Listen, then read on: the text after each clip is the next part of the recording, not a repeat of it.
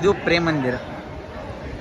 ಈ ಪ್ರೇಮ್ ಮಂದಿರದ ವಿಶೇಷತೆ ಏನಪ್ಪ ಅಂದರೆ ಇದ್ರೊಳಗೆ ಕೆಳಗಡೆ ಇದ್ರೊಳಗೆ ಅಂದ್ರೆ ಯಾರು ತಪ್ಪು ತಿಳ್ಕೊಂಡು ಮತ್ತೆ ಗ್ರೌಂಡ್ ಫ್ಲೋರ್ ಒಳಗೆ ಶ್ರೀಕೃಷ್ಣ ರಾಧೆಯವ್ರು ಇದ್ರೆ, ಫಸ್ಟ್ ಫ್ಲೋರ್ ಒಳಗೆ ರಾಮ ಮತ್ತು ಸೀತಾನ ಮೂರ್ತಿ ಐತಿ. ಯಾಕಂದ್ರೆ Radhe Krishna part of the Rama Sita. ಹಾಂ, ಸೊ ಅದಕ್ಕೋಸ್ಕರ ಲೈಕ್ ಪಾರ್ಟ್ ಆಫ್ ಅಲ್ಲ, ಅವನಿಗೆ ರಾಮ, ಅವನೇ ಕೃಷ್ಣ, ಅವನೇ ವಿಷ್ಣುವಿನ ಅವತಾರಗಳಷ್ಟೇ ಅವು. ವಿಷ್ಣುವಿನ ಅವತಾರಗಳಲ್ಲಿ ಅಲ್ಲ ಟೋಟಲು 9-10 ಅವತಾರಗಳು ಕರೆಕ್ಟ್. ನಾವು 10ನೇ ಅವತಾರ ಕಲ್ಕಿ ಅವತಾರ ಅಲ್ಲ. ಹಾಂ, ಸೊ 9 ಅವತಾರಗಳು ಇದ್ರೊಳಗೆ. 2 ಅವತಾರ ಎರಡು ಅವತಾರ. ಅದ್ರೊಳಗೆ ಯಾವ್ಯಾವುದಪ್ಪ ಅಂದ್ರೆ ಕೂರ್ಮ ಅವತಾರ ಅಂತ ಐತಿ, ವರಾಹ ಅವತಾರ ಅಂತ ಐತಿ, ಪರಶುರಾಮಂದು ಕೂಡ ಒಂದು ಅವತಾರನ ಅವ್ರದ್ದು. ಮತ್ತು ರಾಮ ಅವತಾರ ವಿಷ್ಣು ಆಯಿತು. ನೆಕ್ಸ್ಟ್ ಇವರು ನರಸಿಂಹ ಅದು ಒಂದು ಅವತಾರಣ. ನೆಕ್ಸ್ಟ್ ಇದು ಮತ್ಸ್ಯಾವತಾರ ಅಂತ ಹೇಳ್ತಾರೆ.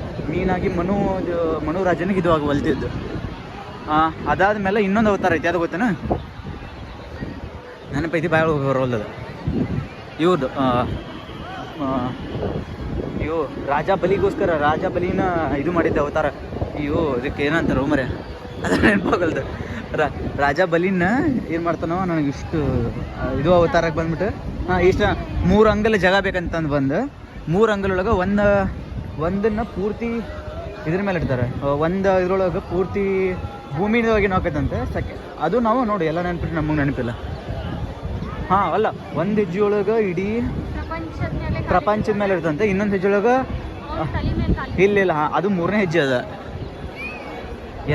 1ನೇ ಹೆಜ್ಜೆಯೊಳಗೆ ಇಡೀ ಜಗತ್ತಿದ್ದು ಹೋಗತ್ತಂತೆ. 2ನೇ ಹೆಜ್ಜೆಯೊಳಗೆ ಪಾತಾಳ ಲೋಕ ಮತ್ತು ಇದು ಇವ್ರದ್ದು ಇವ್ರದ್ದು ಯಾರ್ದು ಮರೆ ಇವ್ರದ್ದು ಅಲ್ಲ, ಇಂದ್ರನ ಲೋಕ ಯಾವುದು?